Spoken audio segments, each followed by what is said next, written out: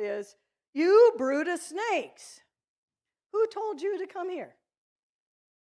How many of you would like to be called a brood of snakes, showing up to a speaker? That isn't exactly how we learn public speaking, right? It isn't what we learn to do. We come out and we try to find an engaging story and make you all feel good. It's a motivational type deal.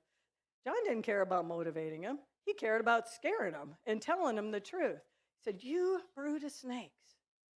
Wow. I'll bet some of those people just turned around and went back home. Said, "I don't need to hear this. I don't like negative. I don't like to be told what to do. I don't want to be called a snake." But many of them stayed, and he told them the truth.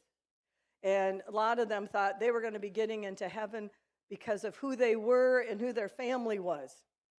As we looked at like verses 7 and 8. So when the crowds came to John for baptism, he called them a brood of snakes, and he said, "Who warned you to flee God's coming wrath?"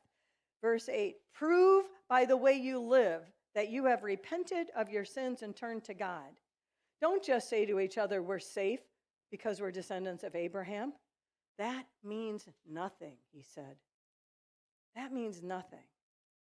God can create children of God, children even out of these rocks, children of Abraham from the rocks on the ground. He doesn't need you. He loves you. But you're not a Christian. You're not a believer because you're Abraham's descendant. That's what he was telling him. You aren't getting to heaven just because you're a relative of Abraham. That isn't enough. Any more than we can get into heaven because our grandparents were Christians or because our parents were Christians. That doesn't make us a Christian. Our hearts do. And John is saying, prove by the way you live that you have repented of your sins. A lot of the people of Israel thought because of the rituals and following the law, they were okay. It didn't matter what their hearts were doing. But John says, no. It's a heart transformation. You need to change from the inside out. As God looks at us, he sees our hearts. He sees what we think and what we believe.